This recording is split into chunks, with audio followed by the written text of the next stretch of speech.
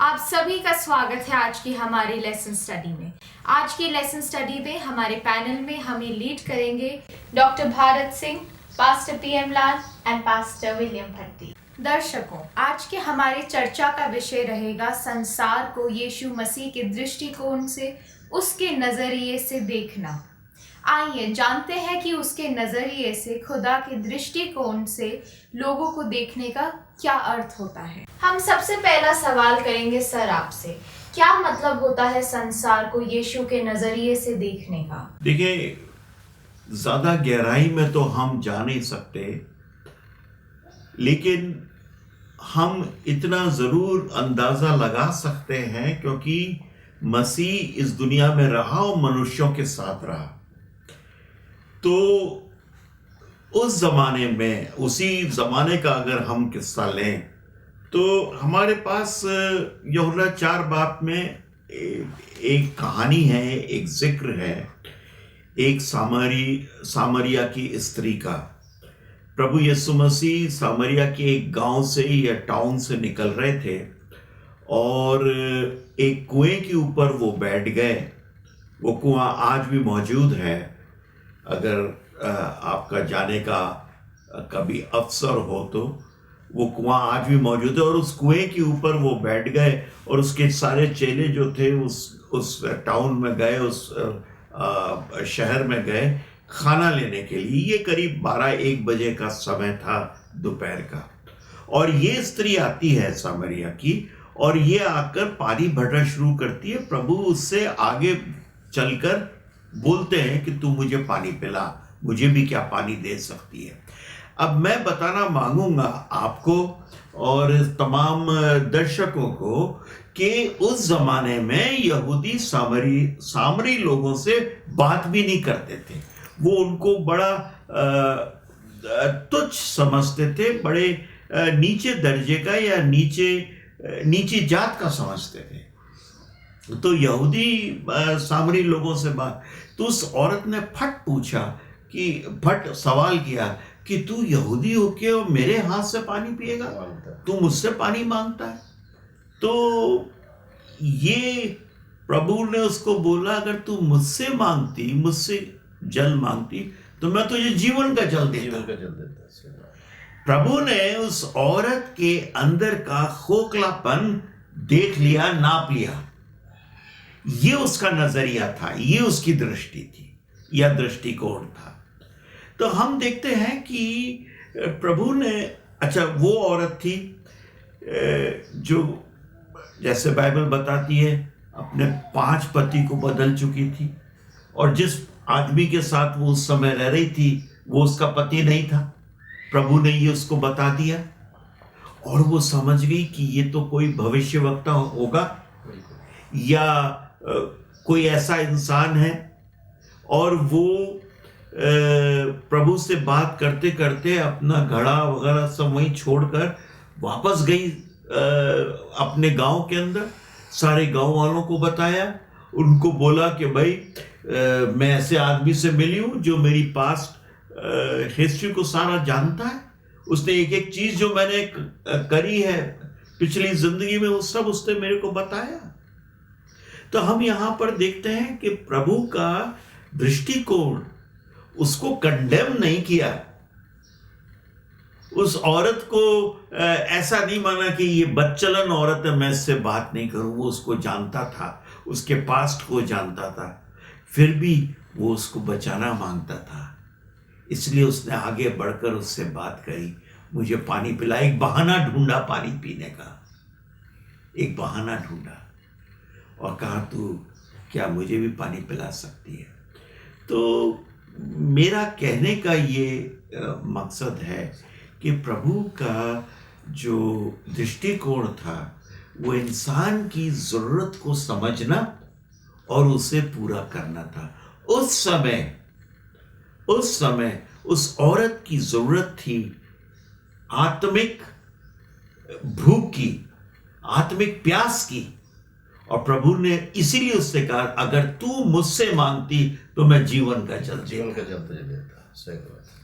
उस आत्मिक प्यास को प्रभु बुझाना मांगते थे। तो प्रभु ने जैसे जिसकी जरूरत थी, खास तौर से मैं आत्मिक बोल रहा हूँ, स्पिरिचुअल नीड जो इंसान की थी, उसको पूरी करने के लिए जिस समय जिसकी जो जरूरत थी वो उसने करा। तो हम देखते हैं कि प्रभु का नजरिया इंसान को कंडेम करने का या उसको उसकी गलतियां निकालने का कभी नहीं रहा। मरियम मगदलिनी को देख लीजिए, जब उसको लाया गया, उसको लोग पत्थर से मारना मांग रहे थे, तो प्रभु ने कहा कि भाई तुममें से जिसने गुनाह नहीं किया हो वो पहले पत्थर मारे, वो पहला पत्थर वो मारे। बिल्कुल। तो सर यहाँ पर मैं थोड़ा सा, आपका बहुत अच्छा थॉट आपने दिया है, मैं थोड़ा सा इसमें ऐड करना चाहूँगा। यहाँ एक और प्रभु यीशु मसीह के बाइबल में बड़ा अच्छा एक जो है वो दृष्टांत आया है, जिसमें हम देखते हैं कि प्रभु यीशु मसीह जब बैतसैदा में थे तो वहाँ पर एक अंधे व्यक्ति को कुछ उसके मित्र जब वो लेकर आए, तो यहाँ हमें ये पता चलता है कि हम थोड़ा सा सोच सकते हैं, विचार कर सकते हैं कि हो सकता है उस अंधे व्यक्ति का इतना विश्वास ना हो, पर उसके जो मित्र उसको लेकर आए हैं, यहाँ पर जो है सेकंड पर्सन का विश्वास हमें दिखाई देता है, जिससे हमें ये सीखने को मिलता है कि जो परमेश्वर के लोग जो अनुभव प्राप्त किए हुए हैं और जिन्होंने प्रभु यीशु मसीह के प्रेम को और उसके अनुग्रह को चख लिया है, वो दूसरे लोगों को भी अगुवाई कर सकते हैं मसीह तक लाने के लिए। ये बड़ी अच्छी चीज आपने बताई और पॉइंट आउट करी है कि जिन लोगों ने मसीह को चख लिया है या जिन्होंने उसका अनुभव कर लिया है, वो उस अविश्वासी को ला सकते हैं प्रभु के पास। बाकी काम तो प्रभु का ही है। बिल्कुल सही बात है। तो सर मैं आपसे पूछना चाहता हूँ कि हमें मसीह की गवाही कहाँ से शुरू करनी चाहिए? ये बहुत अच्छा ऐसा सवाल पूछा है पास्टर भट्टी ने कि मसीह की गवाही कहाँ से शुरू करें।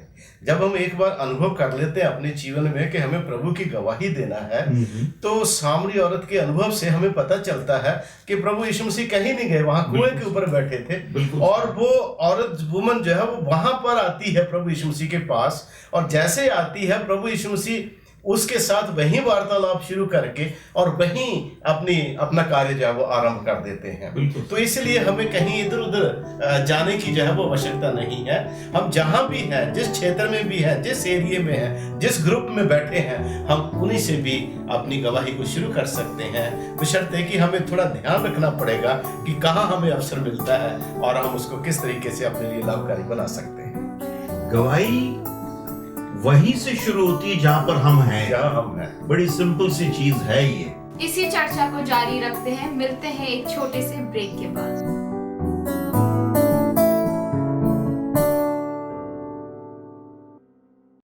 आप सभी दर्शकों का दोबारा स्वागत है। आइए हम अपनी चर्चा को जारी रखते हैं। जैसा कि हम अपने आज के लेसन में सीख रहे हैं कि यीशु मसीह की क्या दृष्टि थी इस संसार को लेके, लोगों को लेके। आप में से कई लोग जानते होंगे कि यीशु मसीह को कितने वाद विवाद का सामना करना पड़ा। हमारे कई दर्शक इस बात से लेके रिलेट भी करते होंगे कि उनको भी कितने वाद विवाद का सामना करना पड़ता होगा, जबकि वो अपनी गवाही और लोगों को देते हैं। तो आइए देखते हैं यीशु मसीह की ज़िंदगी से कि उन्होंने इन लोगों के साथ इन परिस्थितियों में कैसे डील करा और कैसे आप भी डील कर सकते हैं। आइए जानते हैं पास्टर लाल आपसे कि कैसे लोगों के साथ डील करा जा सकता है। प्रभु यीशु मसीह का नजरिया लोगों को जो डील करने का था, उसको जब हम संसारिक नजरिए से कंपेयर करते हैं तो वो बहुत ही अलग था, बहुत ही भिन्न था इससे।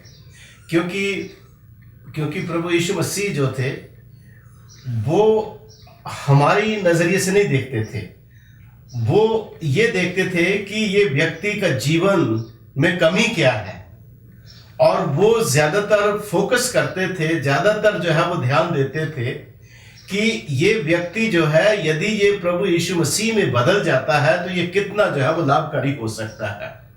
इसलिए हर तरह के लोग प्रभु यीशु मसीह के पास आए, स्पेशली जब वहां पर शास्त्री लोग आए जो बाइबल के पुराने नामे के जो अपने आप को मास्टर कहलाते थे, गुरु कहलाते थे, तो वो उन्हीं शाब्दिक जो अर्थ थे उनके, उसके ऊपर वो स्टिक रहते थे, उसको वो मानते थे। लेकिन प्रभु यीशु मसीह ने उनको बताया, जब उन्होंने आके सवाल पूछा प्रभु से, मरकुस की किताब उसका जो है वो 12वां अध्याय उसके 28वें वचन से यहाँ लिखता है कि शास्त्री आकर प्रभु यीशु मसीह से वाद विवाद करने लगे, और ये जानकर कि उसने बड़ी अच्छी तरीके से उत्तर दिया, उन्होंने उससे प्रश्न पूछा कि व्यवस्था में सबसे बड़ी और मुख्य आज्ञा कौन सी है, क्योंकि उनके लिए व्यवस्था की हर एक आज्ञा जो थी वो मुख्य ही थी, बड़ी ही थी। और जब उन्होंने प्रभु यीशु से ये सवाल पूछा तो प्रभु यीशु ने बड़े अच्छे से उनको उत्तर दिया, और प्रभु ने उनसे कहा कि सब आज्ञाओं में से मुख्य आज्ञा ये है कि तुम्हारा एक ही परमेश्वर है, दो परमेश्वर नहीं है। और वो जो एक परमेश्वर है तुम्हारा, वो परमेश्वर है जिसको आपने पूरे मन से, पूरे प्राण से और पूरी बुद्धि से और अपनी पूरी शक्ति से जब वो प्रेम रखने की आवश्यकता है। तो मसीह ने यहाँ पर आज्ञाओं की जो उनकी जो आत्मा थी, आज्ञाओं की जो गहराई थी, उसकी जो आत्मिक, उसका जो संदेश था आज्ञाओं के पीछे, उसको उनके सामने रखा, और वो है प्रेम, कि प्रेम के ऊपर वो ध्यान दें।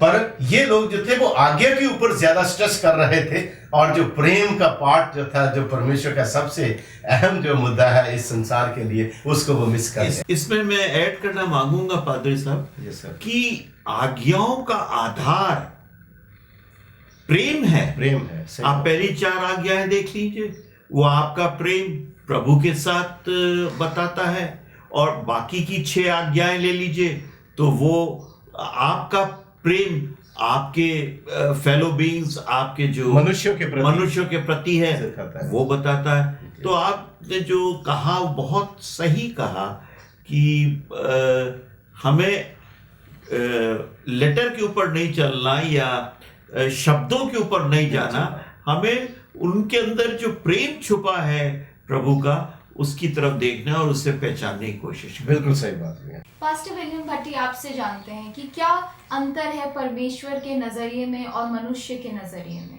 बड़ा अच्छा सवाल नितिका ने पूछा है, और मैं एक आयत आपके लिए पढ़ना चाहता हूँ। यहाँ पर जो पहला शमूएल और 16 का 7 में पाया जाता है, यहाँ यूँ लिखा है, परंतु यहोवा ने शमूएल से कहा, ना तो उसके रूप पर दृष्टि कर और ना उसके कद की ऊंचाई पर, क्योंकि मैंने उसे अयोग्य जाना है। क्योंकि यहोवा का देखना मनुष्य का सा नहीं है, मनुष्य तो बाहर का रूप देखता है, परंतु यहोवा की दृष्टि मन पर रहती है। यहाँ पर हम पाते हैं कि जो परमेश्वर का देखना, जो इंसान का देखना, उसमें बहुत फर्क है।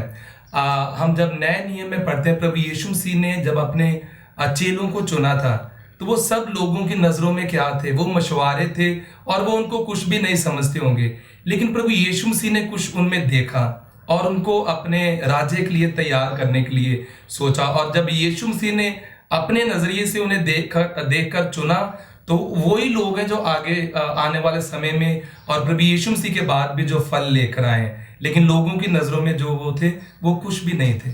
इसलिए जो खुदाबंद का, जो प्रभु यीशु मसीह का देखना जो है, उसमें और हमारे देखने में ये अंतर है कि खुदाबंद जो है वो वाकई हमारे दिलों और मनों को जो है जानता है, और वो हमारे इंसान जो है सिर्फ वो बाहरी रूप को देखता है।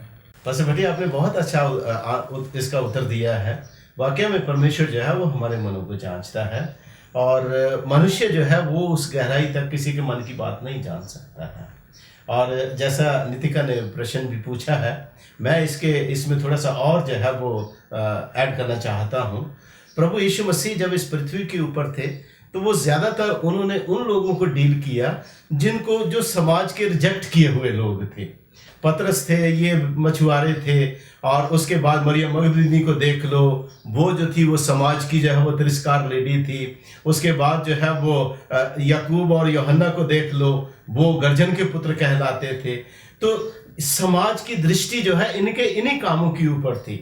लेकिन प्रभु यीशु मसीह ने जब उसके ऊपर दृष्टि करी और उनके मन की बात को देखा कि ये वो व्यक्ति हैं जो परमेश्वर के लिए जीते जा सकते हैं, और यदि एक बार ये जीत लिए जाते हैं प्रभु के लिए, तो वो कितने महत्वपूर्ण, कितने इंपॉर्टेंट हो सकते हैं प्रभु के काम के लिए। और यही हुआ जब प्रभु यीशु मसीह ने उनके मन की बातों को जांच कर और उनको अपने प्रभु के राज्य के लिए जब उनको जीत लिया, तो उन्होंने अपनी सेवकाई, अपनी कामों के द्वारा उन्होंने पूरे संसार को हिला के रख दिया। मैं सोचता हूँ पास्टर लाल ने हमारे सामने बड़ी खूबसूरती से इस विचार को रखा है, और हम समझ गए कि प्रभु का नज़रिया या प्रभु का दृष्टिकोण बिल्कुल अलग है।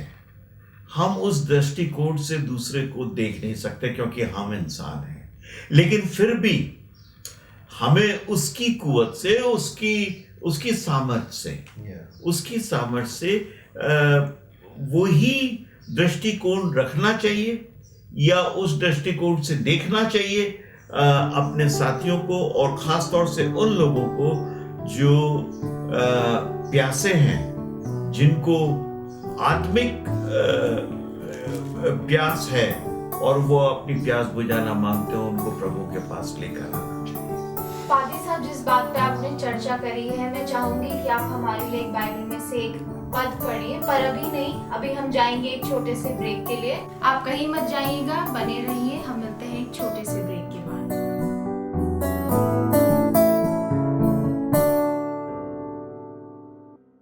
Welcome back. चलते हैं हम अपने आखिरी और फाइनल सेगमेंट की ओर। आप प्लीज हमारे साथ निकाल लीजिए 1 Corinthians 1:27। मैं यहाँ पर आपके लिए पढ़ूंगा। परंतु परमेश्वर ने जगत के मूर्खों को चुन लिया है कि ज्ञानवानों को लज्जित करें, और परमेश्वर ने जगत के निर्बलों को चुन लिया है कि बलवानों को लज्जित करें। देखिए, यहां से हम लेते हैं कि परमेश्वर ने जगत के मूर्खों को चुना अपने महिमा के लिए, अपना प्रचार करने के लिए। वो कोई डॉक्टर्स को पकड़ के नहीं लेकर आया, एमएस को नहीं पकड़ के लेकर आया, पढ़े लिखों को पकड़ के नहीं लेकर आया, मछुआरों को उसने पकड़ा। मैं आपको किस्सा बताता हूं जो बाइबल में लिखा है प्रेरितों के काम में, कि प्रभु ने फिलिप से बात करी। अब फिलिप पढ़ा लिखा इंसान नहीं था और बड़ा अच्छा प्रचारक था, और फिलिप को ले गया उस हाईवे के ऊपर जहां से वो खोजा का रथ निकल रहा था। आप सब जानते हैं उसके बारे में। खोजा का रथ निकल रहा था, और ये खोजा यरूशलेम आया था प्रभु की इबादत करने के लिए, उसकी परस्तिश करने के लिए। और जब ये वापस जा रहा था अपने देश को, कुश के इलाके का था, जो अफ्रीका का इलाका है आज की तारीख में, और वो हाईवे की तरफ जा रहा था, तो फिलिप को बोला तू उस हाईवे की तरफ जा। पवित्र आत्मा उसको लेके गया, और पवित्र आत्मा ने फिलिप को काम में लिया।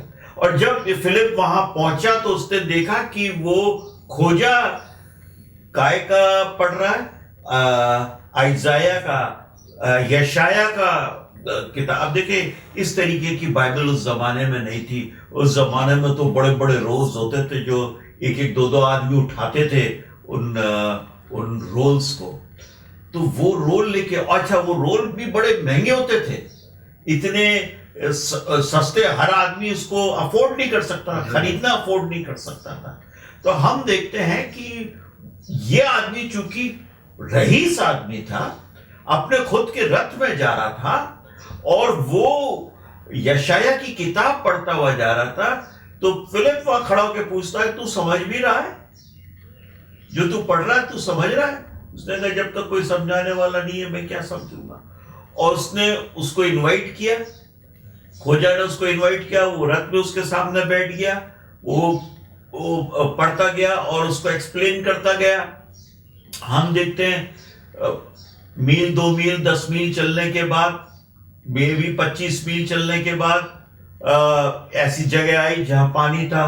वो खोजा ने बोला, यहाँ पानी भी है, मेरा विश्वास भी है, सब कुछ है, क्यों नहीं मुझको बपतिस्मा देता। तो किस तरीके से प्रभु ने अपनी आत्मा को, पवित्र आत्मा को, किस तरीके से अनपढ़ बेवकूफ लोगों को अपने काम में लिया। तो सामर्थ जो हमें मिलती है वो प्रभु की आत्मा से मिलती है, सामर्थ इंसान की नहीं होती।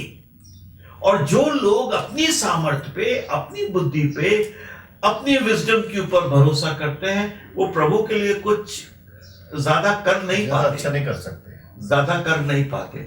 इसलिए हम देखते हैं कि हमें अपने आप को सरेंडर करना है। अगर हम वाकई में गवाही देना मानते हैं तो हमें अपने आप को प्रभु को सरेंडर करना पड़ेगा, अपने आप को त्यागना पड़ेगा, अपने आप को नम्र बनाना पड़ेगा उसके सामने।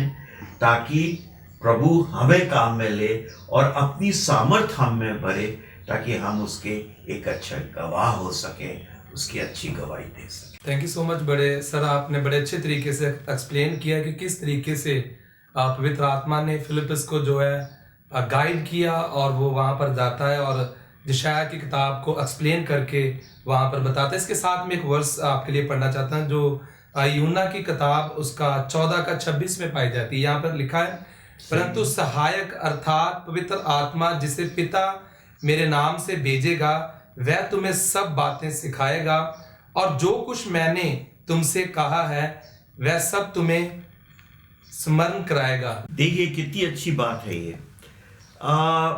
बगैर पवित्र आत्मा के कोई इंसान, या मैं इसको रखूंगा बगैर पवित्र आत्मा के सामर्थ्य के बिना कोई इंसान प्रभु यीशु मसीह को किसी दूसरे इंसान से नहीं मिला सकता।